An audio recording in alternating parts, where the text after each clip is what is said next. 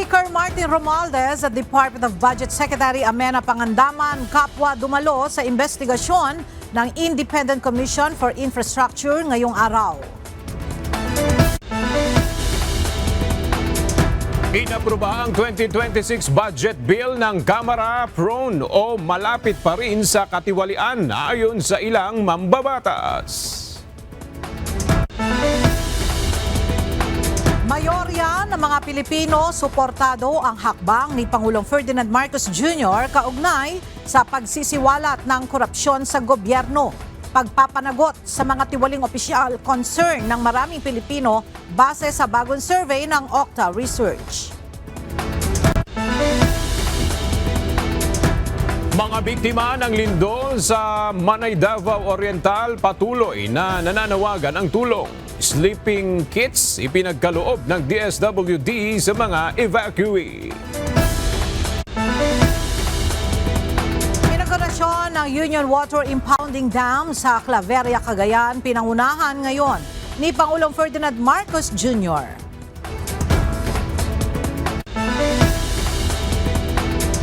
At bansang Japan nakapagtala na ng mahigit sa 6,000 kaso ng influenza. Flu epidemic idineklara.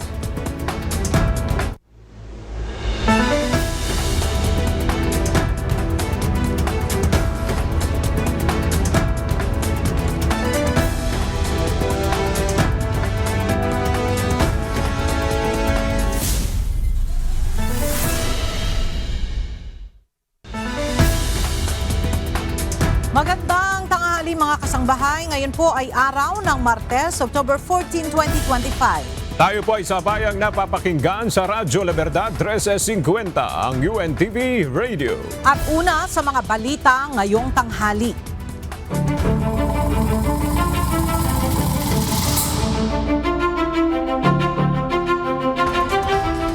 Dumalo sa pagdinig ngayong araw ng Independent Commission for Infrastructure o ICI sina dating House Speaker Martin Romualdez at Budget Secretary Amena Pangandaman. Mula sa Taguig City, alamin natin ang detalye kay Dante Amento live.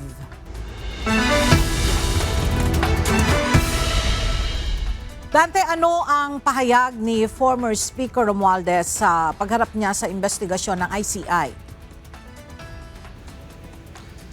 Magandang umaga, Ella. Actually, saglit lang yung naging panayam ng media dito kay dating House Speaker Martin Romualdez. Ilang mga tanong lang yung kanyang sinagot at agad siyang pumasok doon sa loob ng opisina ng ICI para doon sa investigasyon kaugnay ng flood control projects. At doon naman sa issue ng pagdating kay dating Congressman Zaldico ay hindi rin natanong yung House Speaker, dating House Speaker tungkol dito sa issue ng hindi niya pagdalo dito sa pagdinig ng ICI. Unang dumating sa tanggapan, Ella, ng Independent Commission for Infrastructure o ICI kaninang alas 8 ng umaga si Department o Budget o DBM Secretary Amena Pangandaman. Sumunod si dating House Speaker Martin Romualdez pasado alas 9. Ayon kay Romualdez, nagtungo siya sa ICI para ibigay ang buong suporta sa investigasyon para mabuksan ang katotohanan. Anya, wala siyang tinatago at wala rin siyang dapat itago. Bagamat hindi siya bahagi ng Bicameral Conference Committee at kung ano man anya ang kanyang nalalaman ay kanyang ibabahagi ito. I will share any and all information to help determine the truth and to give all the facts and information. I will be here to help in any way to speed up the resolution of the fact-finding and investigation for the ICI. Dagdag pa ni Romualdez, layon niya na liwanagin ang mga isyu para matulungan ang komisyon sa kanilang trabaho, mapabilis ang investigasyon. Sa hulian niya ang ebidensya at hindi ang ingay sa politika at walang batayang mga akusasyon ang maghahayag kung ano talaga ang nangyari. Samantala si Secretary Pangandaman naman ay nagtungo siya upang ibahagian niya ang proseso ng pagpapasa mula sa National Expenditure Program o NEP hanggang sa ito ay maisabatas o magiging General Appropriations Act o GAA. So yung invitation sa atin is that gusto malaman ng commission natin yung process ng NEP at paano ito nagiging at kung paano nag-release ng budget. Ella, originally no, ipinatawag itong si dating House Speaker Martin Romualdez ay noon pang October 1 at hindi nga ito nakarating noong October 1 at sinulatan siya muli ng ICI, kundi tayo nagkakamali, noong October 7 at ngayong araw na lamang natuloy ang kanyang pagpunta. Supposed to be kasama niya si dating Congresswoman Ako Bicol Party List Representative Zaldico. Subalit nga nagbitiw na yung dating mambabatas sa kanyang pwesto at balita natin nasa labas ito ngayon ng bansa kaya hindi siya nakarating dito sa pagdinig ngayong araw ng ICI. Yan ang ating update mula dito sa Taguig City. Balik sa iyo, Ella. Maraming salamat, Dante Amento. Iginiit ni House Speaker Bogie D. III na ginawa sa liwanag at hindi sa dilim ang 2026 National Budget Bill. Pasado na sa Kamara ang panukalang pambansang pondo para sa susunod na taon. Ang detalye sa ulat ni Rosalie Coos.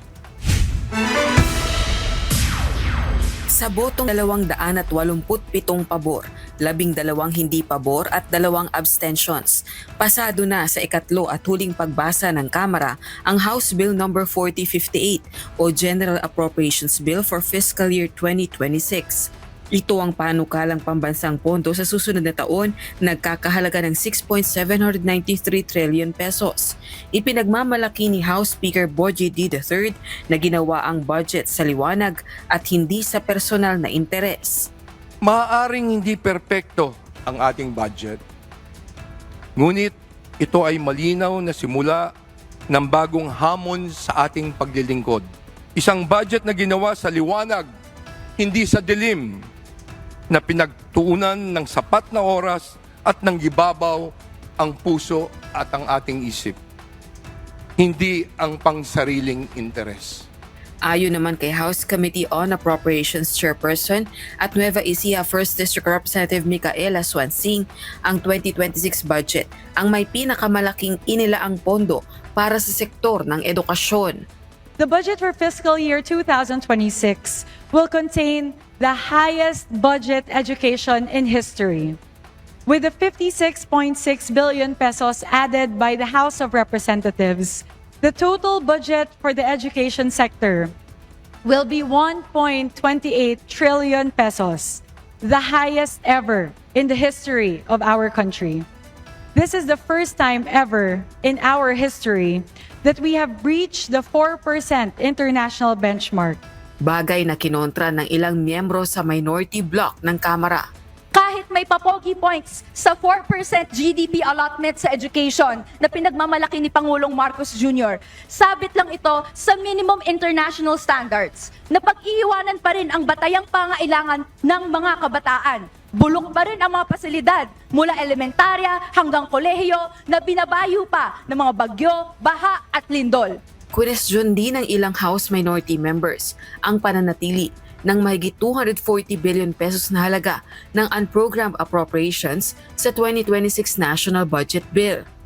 Pero higit sa lahat, sa 2026 budget, tuloy pa rin ang ligaya dahil meron pa rin unprogrammed appropriations. 243 billion pesos na basta lang ipinauubaya sa Executive Department kahit hindi malinaw kung paano ito gagamitin at kung saan ito mapupunta. Imbis na matuto tayo sa mga ghost projects sa nakaraan, hindi pa rin natutuldukan ang corruption. That is why I cannot, in conscience, support this budget. Pinuna rin ang anilay pinalobo pang pondo para sa patronage politics.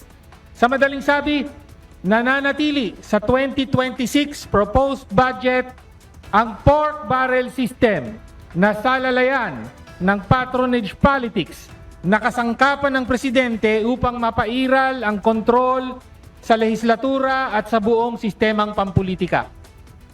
Sa aming tansya, merong minimum na 695.78 bilyong pork barrel funds sa General Appropriations Bill 2026 kung saan 414.72 billion ay sa legislators at 281.07 billion ay presidential pork barrel.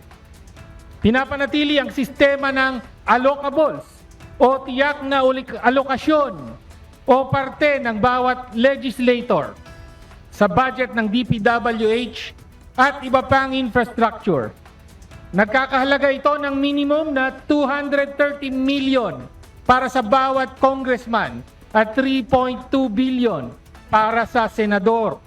Ang isa naman sa kilalang kaalyado sa Kongreso ni Vice President Sara Duterte, pinuna ang pagkaltas ng Kamara sa pondo ng Office of the Vice President para sa susunod na taon.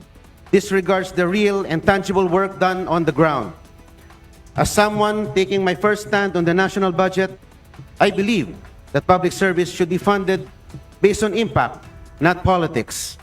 Itra-transmit na ng Kamara ang inaprobahang panukalang pambansang pondo sa Senado, gayon din ang iba pang ipinasang panukalang batas. Rosa Licoz, UNTV News and Rescue. Diyos ang aming sandigan, serbisyo publiko ang aming pinahahalagahan. Iginiit ng makabayan lawmakers na prone o malapit pa rin sa katiwalian ang inaprobahang National Budget Bill para sa 2026 ng Kamara. Ito ay dahil sa pananatili ng unprogrammed appropriations sa panukalang pambansang pondo. Mula sa House of Representatives, nagbabalik si Rosa Licoz live.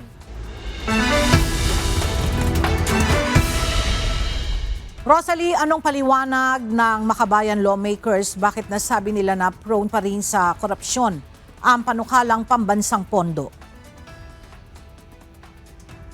Ela, mahigit 240 billion pesos ang alokasyon sa unprogrammed appropriations sa General Appropriations Bill for fiscal year 2026. Kabilang yan sa ipinasang 2026 National Budget Bill ng Kamara. Kaya ayon kay House Deputy Minority Leader at ACT Teachers Party List Representative Antonio Tino, prone pa rin sa katiwalian ang ipinasang National Budget Bill for 2026 ng Kamara. Dahil ito sa unprogrammed appropriations kung saan malayaan niya ang presidente na magdesisyon kung saan, kanino at magkano ang guguling pondo para rito.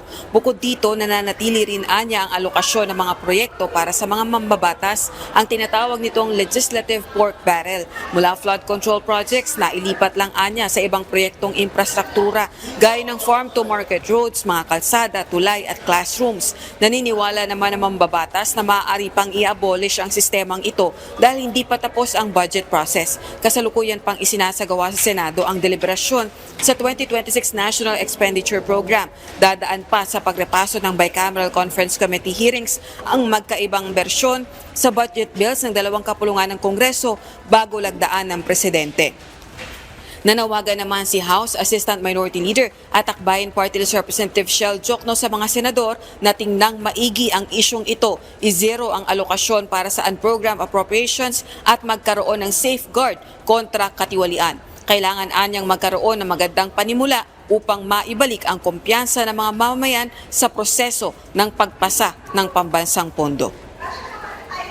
Samantala, Ella, inaasahan naman natin na sa October 17 ay makikilahok yung mga estudyante dito sa Metro Manila sa isasagawang kilos protesta kontra katiwalian. Balik sa iyo, Ella. Maraming salamat, Rosa Licoz.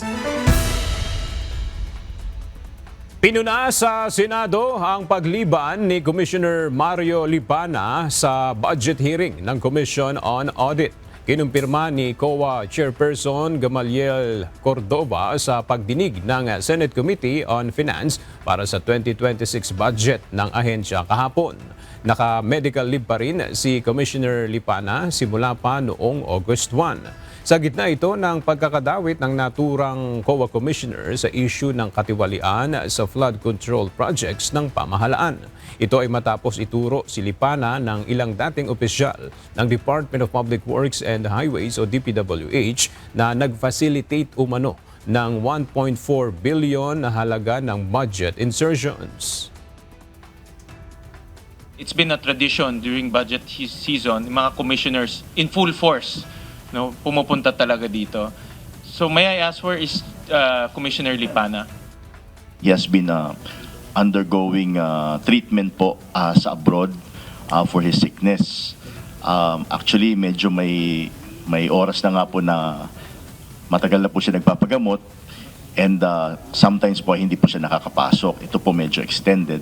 And if mamarapatin po ng Honorable Chair po natin, we can submit po his medical certificate, but ano lang po siguro, ang treatment po siguro ito would be para sa inyo na lang po muna siguro. Nanindigan si Cavite 4th District Representative Kiko Barzaga na wala siyang nilalabag na Code of Conduct ng Kamara. Handa rin umano siyang harapin ang mga reklamo at anuman ang parusang ipapataw sa kanya. Kahapon, dumalo siya sa unang pagdinig ng House Committee on Ethics and Privileges kaugnay ng reklamo laban sa kanya. Inirereklamo si Congressman Barzaga ng National Unity Party kung saan chairperson si House Deputy Speaker at Antipolo 1st District Representative Ronnie Puno bunsod umano ng hindi nito akmang asal bilang kongresista. I mean, I'm ready for anything. I fully intend. When it all started, when I fought against Romualdez, I was fully expecting to die, but kung sanctions lang naman, that's much better than dying. Yeah, suspension, removal, imprisonment, those are all possible, but that's fine. Nanawagan ang Malacanang ng pagkakaisa sa gitna ng mga nakaplanong kilos protesta laban sa mga katiwalian sa pamahalaan. Ayon sa palasyo, mas maiging magtulungan na lang ang mga Pilipino upang matulungan ang mga naapektuhan ng mga nagdaang kalamidad. Narito ang report ni JP Nunez. Mas mabuti po na magkaisa tayo sa pakikipagtulungan upang umangat ang ating bansa. Pagkakaisa ang panawagan ngayon ng Malacanang sa gitna ng mga planong kilos protesta laban sa katiwalian sa pamahalaan ayon kay Palace Press Officer Undersecretary Claire Castro. Sa press briefing sa Malacanang, binigyang diin ng opisyal na nakatutok ngayon si Pangulong Ferdinand Marcos Jr. sa pagtugon sa mga naapektuhan ng nagdaang kalamidad. Dapat anya na mas maging abala naman ang mga Pilipino na tulungan na lang ang mga naapektuhan ng kalamidad kaysa magsagawa ng mga protesta.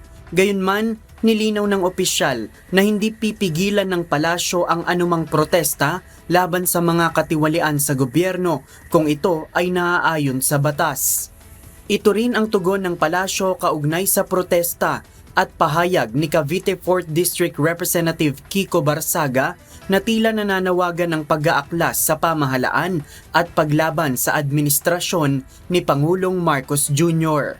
Ang tangi lamang pong hiling ng Pangulo ay kung kayo magpaprotesta, dapat naaayon sa batas. Kung hindi po ito naaayon sa batas at kayo pa'y lumalabag na, dapat po siguro kayong kasuhan. Pero ngayon, muli sasabihin natin, ang Pangulo ay abala sa pagtatrabaho.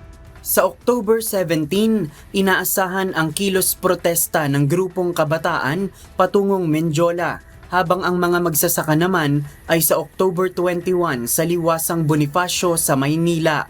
Samantala, kaugnay ng mga katiwalian sa gobyerno na ugat ng naging malawakang protesta noong nakaraang buwan, nagkausap na si Department of Public Works and Highways o DPWH Secretary Vince Dizon at Department of Agriculture Secretary Francisco Chu Laurel patungkol sa umano'y ghost project na mga farm-to-market roads sa Davao Occidental na nagkakahalaga ng 125 million pesos. Ayon kay Yusek Castro, mandato pa rin ng administrasyon na imbestigahan ang ganitong mga issue. Patuloy pa rin po ang direktiba na dapat na imbestigahan mabuti. Marami dapat na ebidensya na maipakita para po hindi na mamasayang kung magsasampa ng kaso. JP Nunez, UNTV, News and Rescue. Diyos ang aming sandigan, serbisyo publiko ang aming pinahahalagahan. Karamihan sa mga Pilipino ay nagpahayag ng matinding pagkadismaya at galit sa mga isyung may kinalaman sa korupsyon sa mga proyektong pang-infrastruktura ng gobyerno. Ayon sa pinakabagong tugon ng masa survey ng Octa Research, 8 sa bawat 10 Pilipino ang sumusuporta sa desisyon ni Pangulong Ferdinand Marcos Jr. na isapubliko ang mga katiwalian sa mga proyektong pang-infrastruktura ng pamahalaan. Lumabas din na 6 sa bawat 10 Pilipino ang nakakaramdam ng matinding galit o pagkadismaya, habang 3 sa bawat 10 naman ang nakararamdam ng takot at pangamba. Marami ang naniniwala na ang katiwalian sa mga flood control projects ang dahilan ng pagkakaantala at mababang kalidad ng mga proyekto ng pamahalaan. Halos 46% ng mga respondent ang mas nagtitiwala sa Independent Commission on Infrastructure o ICI kaysa sa ibang institusyon ng pamahalaan. Base rin sa survey, inaasahan ng publiko na maparurusahan at makukulong ang mga sangkot sa katiwalian, mababawi ang ninakaw na pondo at mas magiging transparent ang pamahalaan pagdating sa mga proyekto ng gobyerno. Isinagawa ang survey mula September 30 hanggang October 4, 2025 sa 1,200 adult respondents mula sa iba't ibang rehiyon sa bansa. Maglalabas na ngayong araw ng memorandum si Ombudsman Crispin Remulla kaugnay ng rules sa pag-access ng Statement of Assets, Liabilities and Net Worth o SALN ng mga opisyal ng gobyerno.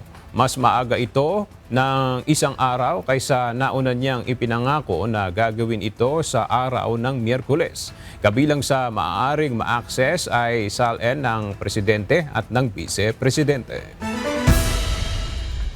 Ipinag-utos ng Office of the Ombudsman na bawiin ang ilang kaso sa Sandigan Bayan na may kinalaman sa Farmally Scandal.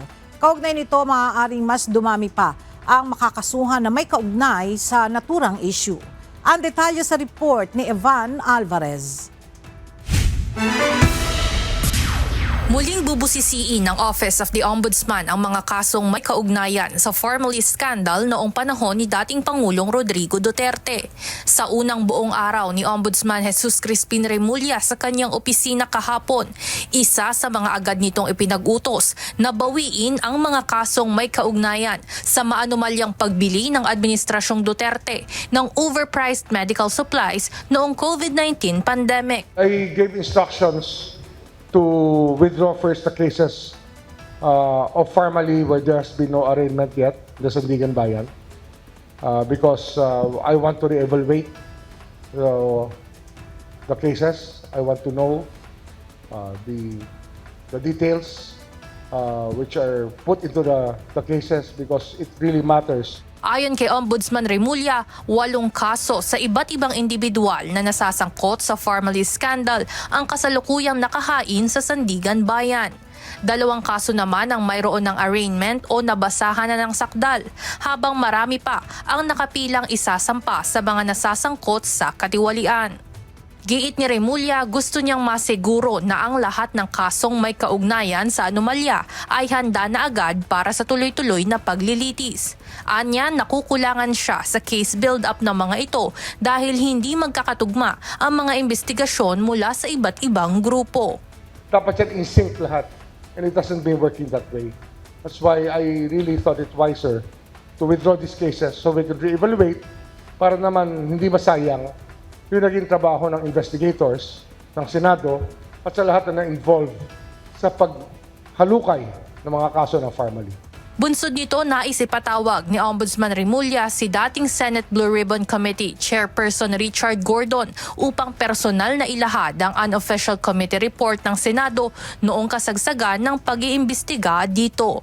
Kaugnay nito, inaasahan na mas dadami pa ang makakasuhang sangkot sa Farmally Scandal.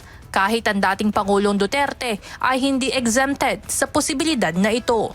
Sir, pwede po bang masama sa kaso si dating Pangulong Rodrigo Duterte? Well, depende sa allegations ng complaint, depende sa facts, and the evidence itself. Siyempre, yung allegations yan will point to a positive role in the controversy. Pag meron siyang positive acts na ginawa, then we will look at it. Titignan natin ang evidence. Samantala, tiniyak naman ni Remulla na magiging mabilis ang kanilang isasagawang re-evaluation, lalo na at mayroon ng preliminary investigations ang mga naturang kaso. Evan Alvarez, UNTV News and Rescue. Diyos ang aming sandigan, serbisyo publiko ang aming pinahahalagahan. Lumabas sa pinakabagong survey ng Social Weather Station na karamihan sa mga Pilipino ang nais papanagutin si dating Pangulong Rodrigo Duterte kaugnay ng mga pagpatay sa gitna ng war on drugs sa ilalim ng kanyang administrasyon. Sa survey na isinagawa noong September 23 hanggang 30 ngayong taon, 50% sa 1,500 respondents ang nagsabi na dapat managot ang dating Pangulo sa mga pagpatay. 32% ang hindi sumang-ayon habang 15% ang hindi tiyak ang sagot. Ang survey ay inilabas kasunod ng desisyon ng International Criminal Court na ibasura ang hiling na interim release ng kampo ng dating Pangulo. Muling naging agresibo ang Chinese Coast Guard. Ngayon naman ay mismong sa loob na ng teritoryo ng bansa nangyari ang pagbangga at pambubomba ng water cannon ng Chinese vessel sa sasakyang pandagat ng Bureau of Fisheries and Aquatic Resources o BFAR na maghahatid ng ayuda sa mga mangingisda doon. Nakisali na rin sa pagbomba ng water cannon ang ilang Chinese maritime vessel na illegal ding nananatili sa lugar. Narito ang report ni Ryan Lacanlale. Sa drone shot na ito nakuha ng Philippine Coast Guard, makikita ang Chinese Coast Guard vessel 21559 na sadyang binangga ang likurang bahagi ng BRP Datu Pagbuaya. Yan ay matapos nitong i-water cannon ang barko. Sabi ng Philippine Coast Guard, nagtamo ng minor damage ang BRP Datu Pagbuaya pero nakapaglayag pa naman ito at itinuloy ang kanyang misyon. Nangyari ang insidenteng yan linggo ng umaga. Wala pang 2 nautical miles mula sa Pag-asa Island sa loob ng mismong territorial sea ng bansa. Sa ilalim ng United Nations Convention on the Law of the Sea o UNCLOS, may soberenya ang Pilipinas sa territorial sea sa Pag-asa Island na umaabot ng hanggang 12 nautical miles mula sa dalampasigan nito. May soberanya dito ang Pilipinas at hindi pwedeng pumasok ang mga barko ng China, maliban na lang kung payapa silang makikiraan. Pero kitang di kontento ang China sa panghihimasok sa teritoryo ng bansa at nagawa pang mangharas at banggain ang barko ng BFAR. Is it the first time that the Chinese Coast Guard became very aggressive in Pag-asa Island?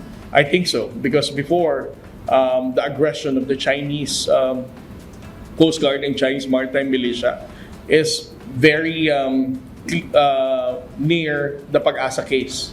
But this time around, this is the closest that the Chinese Coast Guard harassed and bullied BFAR vessel. 5 Chinese Coast Guard vessel, mahigit 15 Chinese Maritime Militia vessel ang namonitor sa lugar. Sa di kalayuan, isang PLA Navy Warship 533 at isang helicopter ang namonitor sa layong 6 nautical miles mula sa Pag-asa Island. Ngayon, hindi na lamang sa mga sandbars gaya ng mga sandy cays nagiging agresibo ang mga barko ng China. Ang Pag-asa Island ay isang civilian community, kaya mayroon itong sariling LGU, PNP at AFP upang bantayan ang lugar. With regard to the security, it's not just the Philippine Coast Guard who has such responsibility. We know for a fact that the Armed Forces of the Philippines have also presence in Pag-asa Island. So there are also the Philippine National Police Maritime Group. We also have BFAR and other government agencies. They have their own local government unit to intensify their safety and security. I'd like to believe that the entire national government are doing everything to make sure that the locals there will be safe and they're not going to be subjected from any illegal actions from the People's Republic of China. Pinabulaanan ng Philippine Coast Guard ang claim ng China na pinalayas nila ang mga barko ng BFAR sa lugar. Sabi ni Commodore Tariela, 6 na sasakyang pangdagat ng BFAR ang nakaabang linggo ng umaga, malapit sa Pag-asa Island para maghatid ng tulong sa mga Pilipinong mangingisda sa West Philippine Sea at sa ilalim ng programang Kadiwa para sa Bagong Bayaning Mangingisda o KBBM. Naunang umalis ang 3 barko ng BFAR pero ang isa dito hinaras din ng mga Chinese Coast Guard. Pagkatapos ay ang naiwang 3 BFAR vessel ang binuli naman ng mga Chinese Coast Guard. Nagsagawa ng dangerous maneuver at binomba ng water cannon ang mga barko.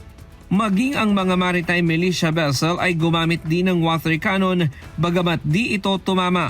Patunay anya ito na kumukuha lang ng utos ang militia vessel sa mga Chinese Coast Guard. What we can conclude between the Chinese Maritime Militia and the Chinese Coast Guard is that they are taking orders from the Chinese Coast Guard when it comes to dangerous maneuver, blocking, and even threatening ordinary Filipino fishermen. Wala ang mga barko ng Philippine Coast Guard sa lugar nang mangyari ang panghaharas. Sa kabila ng insidente ay natuloy ang misyon ng mga BFAR vessel at hanggang ngayon ay patuloy silang namimigay ng tulong sa mga Pilipinong mangingisda sa West Philippine Sea. Ryan Lacanlale, UNTV News and Rescue. Diyos ang aming sandigan, serbisyo publiko ang aming pinahahalagahan. Pinangunahan ni Pangulong Ferdinand Marcos Jr. ang inaugurasyon ng Union Water Impounding Dam sa Barangay Union at Katkadir sa Claveria, Cagayan kanina.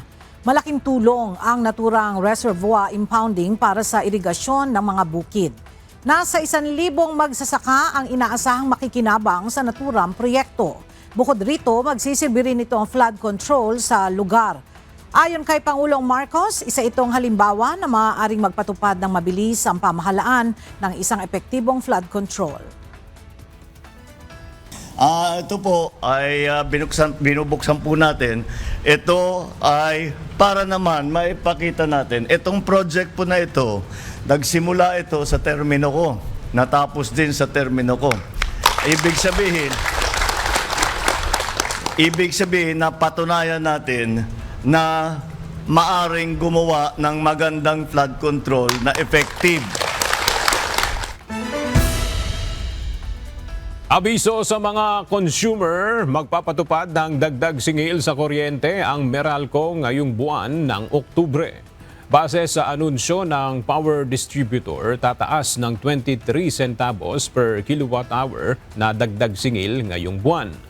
Nangangahulugan ito ng dagdag na 47 pesos para sa mga kumukonsumo ng 200 kilowatt hour, habang dagdag na 70 kung 300 kilowatt hour, 93 pesos naman kung 400 kilowatt hour at 117 pesos kung umaabot ng 500 kilowatt ang konsumo sa kuryente sa loob ng isang buwan. Paliwanag ng Meralco, isa sa mga dahilan ng taas singil ngayong Oktubre ay dahil sa paghina ng piso kontra dolyar. Nilinaw ng Department of Health o DOH na walang bagong kumakalat na virus sa bansa kasunod ng pagtaas ng mga kaso ng trangkaso o influenza at influenza-like illnesses. Binigyan diin ng ahensya na ang suspensyon ng klase na inanunsyo ng Department of Education o DepEd ay precautionary measures para sa paghahanda sa lindol. Sa ngayon, mas mababa pa ang bilang ng mga influenza-like illnesses kumpara noong nakaraang taon. Sinuspindi ng Land Transportation Office o LTO ang pagpapatupad ng pagbabawal at pagmumulta sa paggamit ng improvised at temporary vehicle plates na nakatakdasa ng ipatupad sa November 1. Kaugnay nito, sinuspindi rin muna ng ahensya ang implementasyon ng same-day license plate at ORCR release policy. Narito ang report ni Mia Alonzo. Plano munang repasuhin ng Land Transportation Office o LTO ang mga issue kaugnay ng pagbabawal at pagpapataw ng 5,000 pesos na multa sa mga gumagamit ng improvised o temporary vehicle plates. Dahil dito, sinuspindi muna ng ahensya ang sanay pulisiyang ito na ipatutupad sa November 1. Bakit?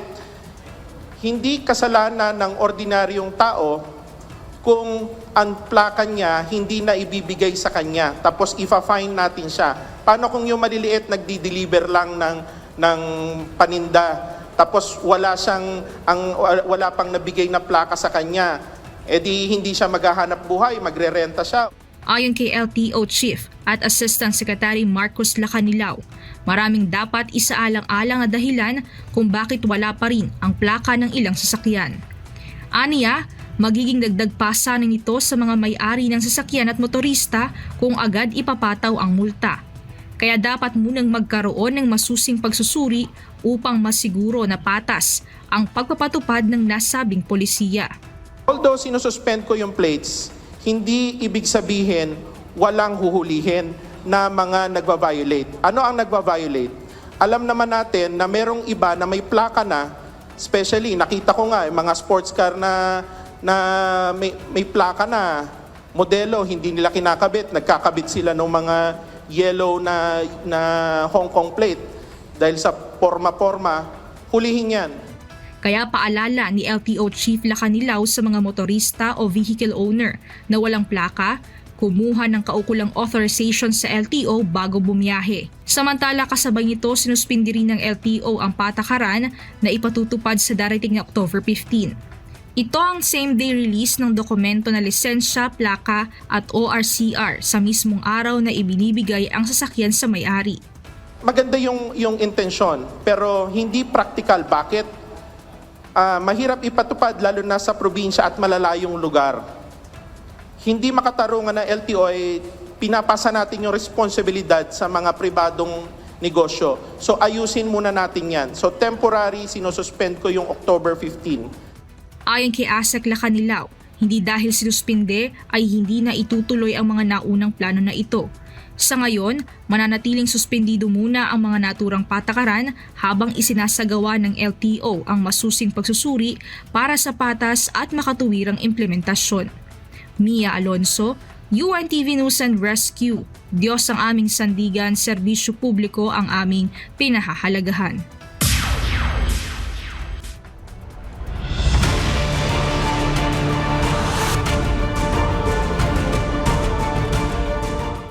Patuloy pa rin ang naitatala ang mga aftershocks matapos tumama ang magnitude 7.4 at 6.8 na lindol sa Manay, Davao Oriental noong Biyernes, October 10. Base sa update ng Philippine Institute of Volcanology and Seismology of PHIVOLCS.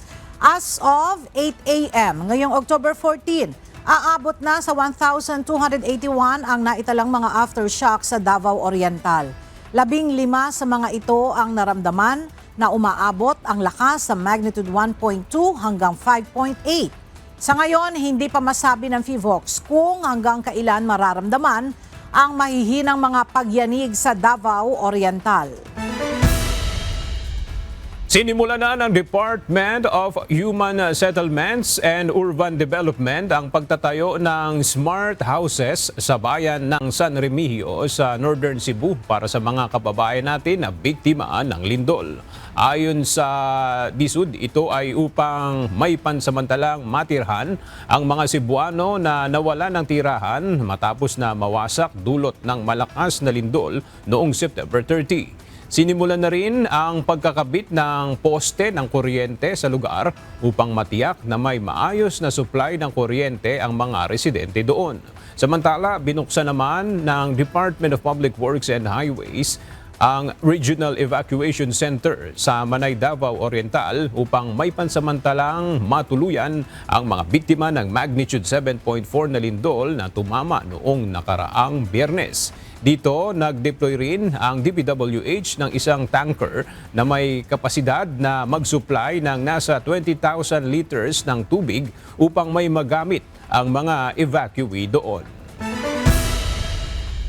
Namahagi ng mga sleeping kit ang Department of Social Welfare and Development o DSWD para sa mga pamilya sa evacuation center sa Manay, Davao Oriental. Ito ay upang matiyak na mayroong silang maayos at komportableng mahihigaan habang sila ay nasa evacuation center matapos ang malakas na lindol na tumama noong Biyernes. Bukod sa sleeping kits, nauna na rin namahagi ang DSWD ng mga family food packs at family tents bilang tugon sa agarang pangangailangan ng mga evacuee. Ilang araw matapos na tumama ang malakas na lindol sa Davao Region, patuloy na nananawagan ng donasyon ng mga residente sa Manay, Davao Oriental kung saan naitala ang sentro ng lindol. Mula sa Manay, Davao Oriental, may report si Gladys Tuabi live.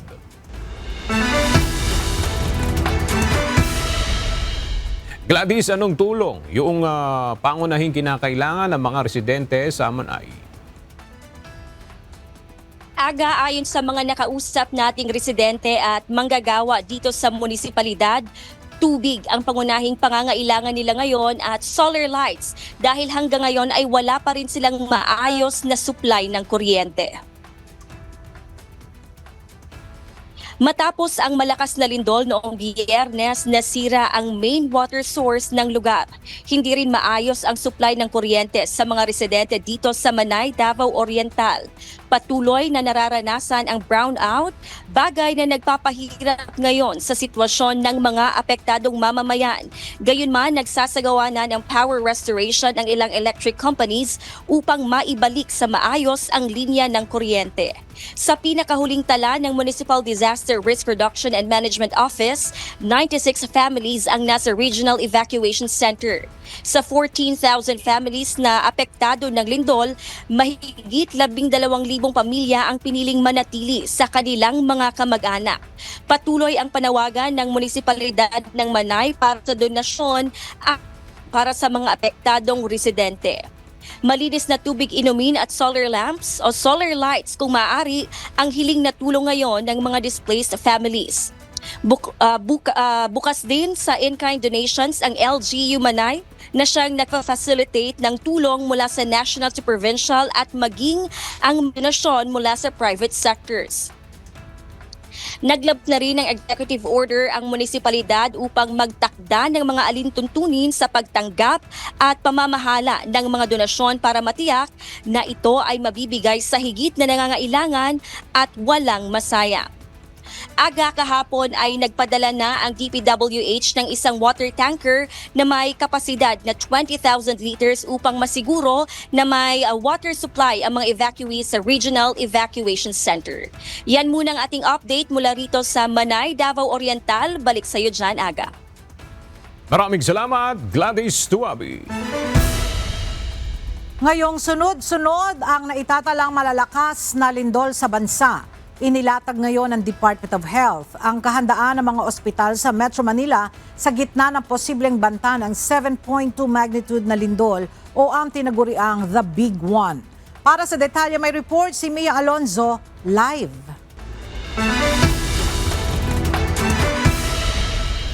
Mia, gaano ba kahanda ang mga ospital dito sa Metro Manila sakaling tumama ang malakas na lindol?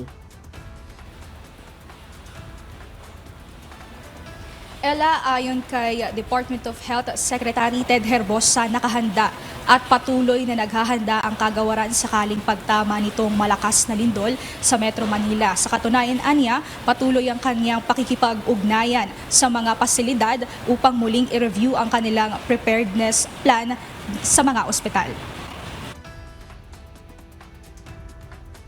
Bunsod ng sunod-sunod na lindol sa ilang bahagi ng bansa, nagsagawa na ng pagpupulong ang kagawaran ng kalusugan upang pag-usapan ang kahandaan ng mga ospital sakaling pagtama ng malakas na lindol sa Metro Manila.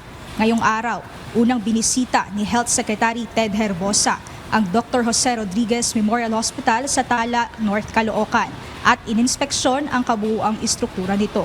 Nagkaroon din ng pagpupulong kanina ang bawat medical representative sa bawat quadrant upang ibahagi ang kanilang naisagawa ng preparasyon para sa The Big One. Ang 4 na quadrant sa East, West, North at South sa Metro Manila ay may mga available din na mga ospital na maaaring puntahan ng mga residente in case na mayroong emergency. Kaya nag-anunsyo si DOH Secretary Herbosa na pangunahing masiguro ang mga ospital ang huling nakatayo sakaling maranasan ng lindol.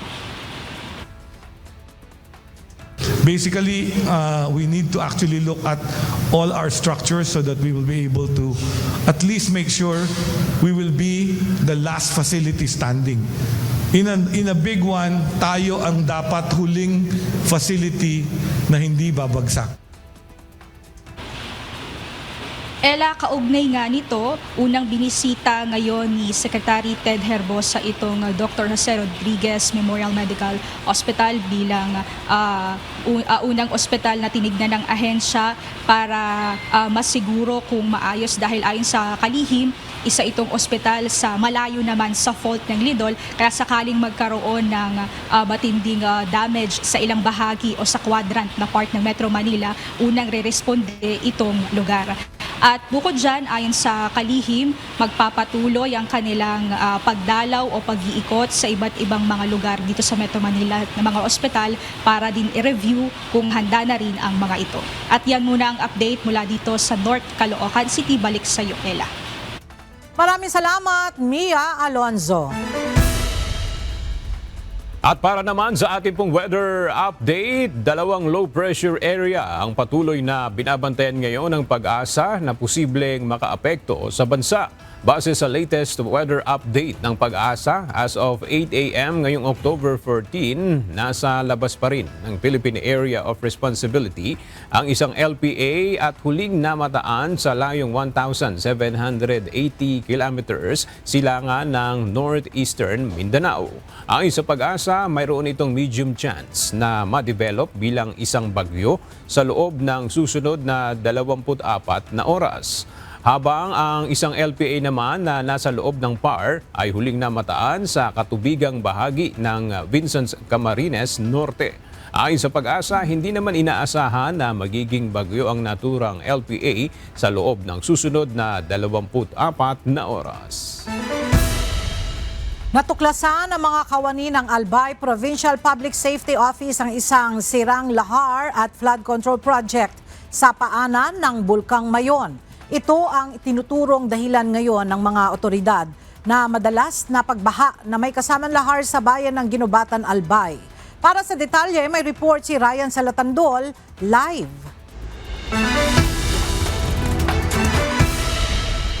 Ryan, kailan nila ito na-diskubre at ano ngayon ang ginagawang hakbang ng mga otoridad sa Albay ukol dito?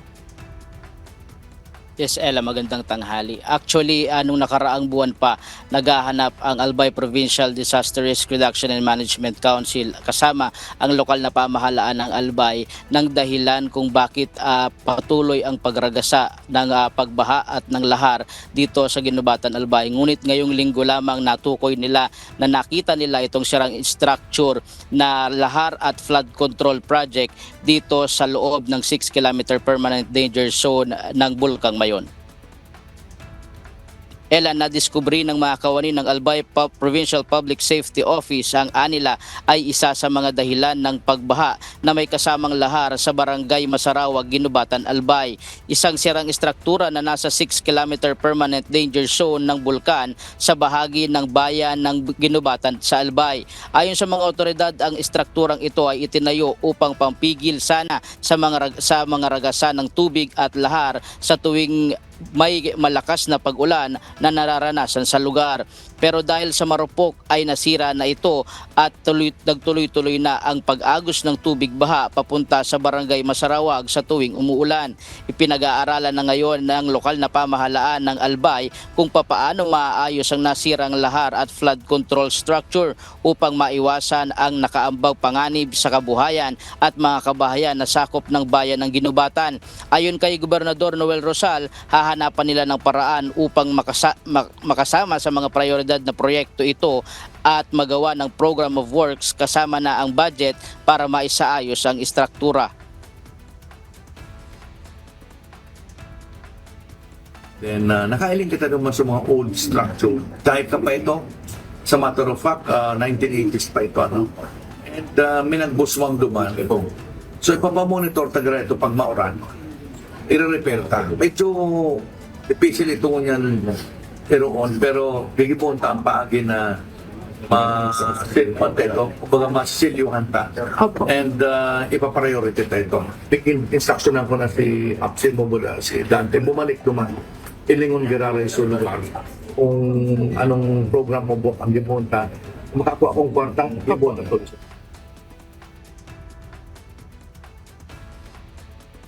Ella, sa ngayon ay patuloy na pinag-aaralan ng lokal na pamahalaan ng Albay kung papaanong makukumpuni at maisasaayos itong flood control at lahar control project structure dito sa 6-kilometer permanent danger zone upang maiwasan ang mga pagbaha na may kasamang lahar dito sa bayan ng Ginubatan, Albay. At yan muna ang latest live mula dito sa Bicol Region. Balik sa iyo, Ella. Maraming salamat, Ryan Salatandol. Nagpalabas ng panibagong abiso ang Civil Aviation Authority of the Philippines o CAAP hinggil sa kaligtasan ng mga eroplanong lumilipad malapit sa bulkang Bulusan, Canlaon at Taal. Ayon sa CAAP, pinalawig ang notices to airmen o NOTAMs dahil sa patuloy na aktibidad ng mga nasabing bulkan. Epektibo ang mga notices to airmen mula ngayong araw, October 14 hanggang bukas, October 15, kung saan pinagbabawalan ang mga eroplano na lumipad malapit sa mga bulkan hanggang 10,000 hanggang 11,000 na talampakan. Pinayuhan ng CAAP ang lahat ng flight operators na umiwas sa paligid ng mga bulkan at patuloy na mag-monitor ng mga update para sa kaligtasan ng mga biyahe.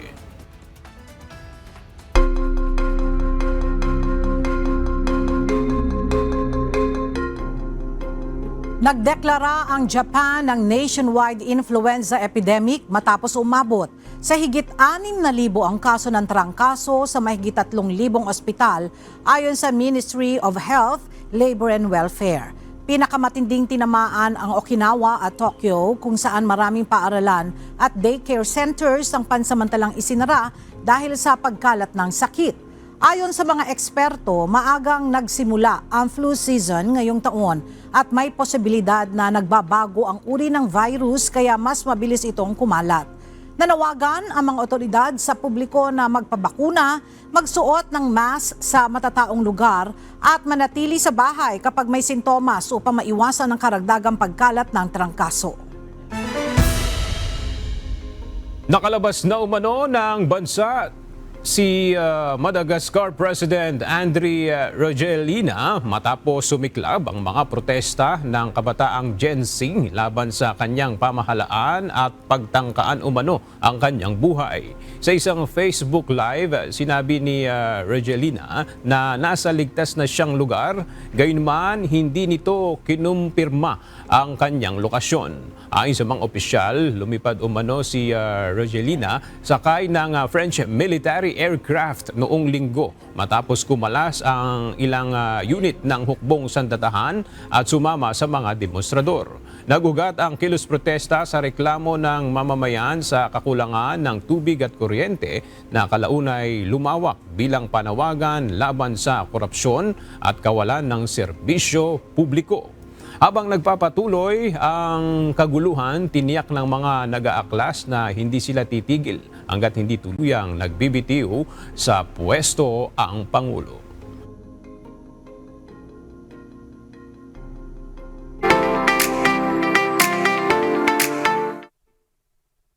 Isinagawa sa KDR Adventure Camp sa Orani, Bataan itong Sabado ang kauna-unahang Bataan Adventure Moto Fest na layong palakasin ang turismo sa bansa at patuloy na itaguyod ang safe riding community. Kasabay na inilunsad ang mga bagong programa at aktibidad na patuloy na magtataguyod at tutulong upang palakasin ang local tourism at kaligtasan sa pagmamaneho ng motorsiklo. Narito ang report ni Ryan Lacanlale.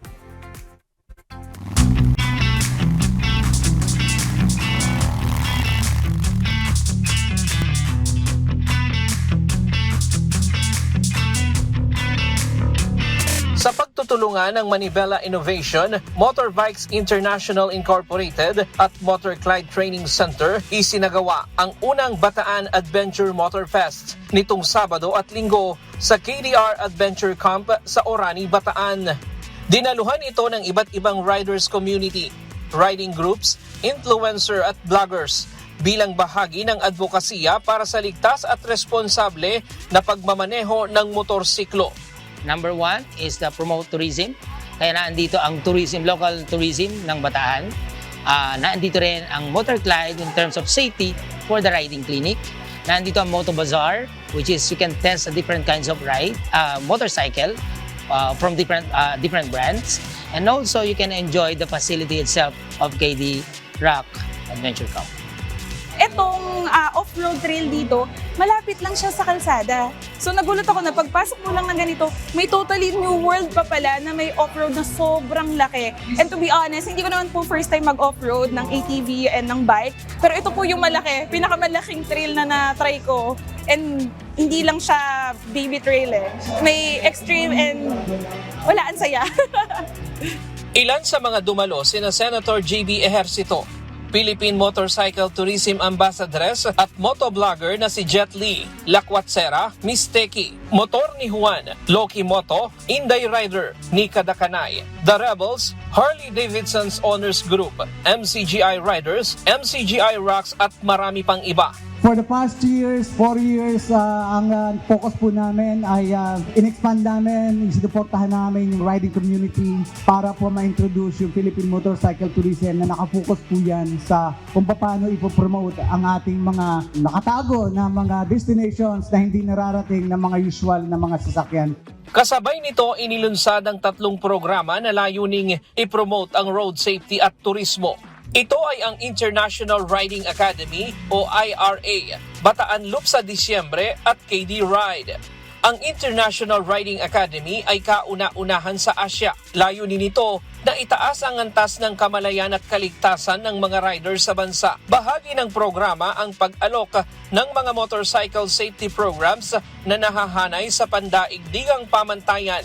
Masertipika ang mga pinuno ng riding clubs at mga instructor sa pamamagitan ng multi-level training programs. Ang pagtatayo ng world-class training facility para sa mga riding instructor at ang pakikipagtulungan sa mga industriya ng motorsiklo, mga komunidad at iba pang bansa upang maitaguyod ang Pilipinas bilang sentro ng kahusayan sa pagsasanay sa pagmumotorsiklo sa Asya. Mabigyan din pong chance yung mga gustong matuto sa hindi lang pagmumotor, kundi sa tamang pagtuturo na maging international standard ang kanilang approach sa larangan ng pagtuturo ng pagmumotor. Lahat po ng modules natin, i-align po natin. Bukod sa international, TESDA, LTO accredited, gagawin po natin siya. Para lahat po ng training na gagawin natin, align po internationally para mas safe po lahat. Ang KD Ride naman ay isang programa kung saan maaaring ma-enhance ang kakayahan ng isang rider, maging ito ay baguhan o experienced rider, sa gabay ng mga international coach mula sa Motorclide International Incorporated gamit ang mga pasilidad ng KDR Adventure Camp. Maaaring makapagsanay ang mga baguhan at professional rider mula sa disiplina sa kalsada hanggang sa pang world-class na off-road. Makikita mo ang iyong kakayanan in terms of skills. Makikita dito ang iyong abilidad, yung pasensya, nandyan. So, it's all about challenging yourself through the different terrain na dito sa loob mismo ng KD Rock gagawin. So, this is not only for hindi lang sa mga expert, pwede rin sa mga bago pa lang na nagmumotor para ma-experience nila at makita nila yung capability nila. Pag sasakay tayo ng motor, balance. Andun yung balance, andun yung hindi natin malalaman na biglang tatawid. Kumbaga, unpredictable yung nasa daan. So, syempre, kailangan talaga natin knowledge about motorcycles, rules sa daan, ganun. So, sobrang, kahit sa mga basic lang. Akala ko dati pag marunong kang pumiga ng throttle, yun na yun, magaling ka na magmotor, basta bumiyahe ka, hindi pala. So marami tayong kailangan i-consider, proper handling of the bike, road safety of course, dahil hindi lang naman tayo yung tumatakbo sa kalsada eh. So mahalaga talaga na nag-training school ka.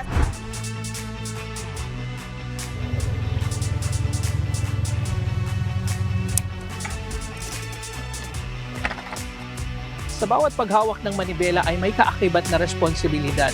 Kaya't mahalagang matutunan ng mga rider ang tamang kaalaman sa safe riding. Hindi lamang para sa sariling kaligtasan, kundi para na rin sa kapakanan ng iba, lalo na sa kalsada. Ryan Lacanlale, UNTV News and Rescue. Diyos ang aming sandigan, serbisyo publiko ang aming pinahahalagahan.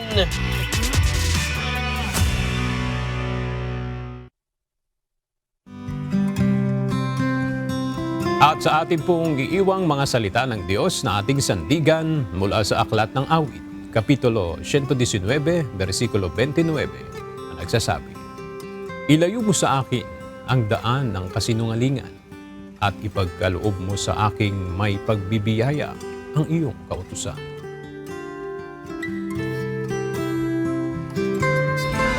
At yan ang mga balitang aming tinutukan at inaksyonan. Dahil sa aming pagbabalita, una ang pagkalinga sa kapwa. UNTV C News, may balita saan mang panig ng daigdig.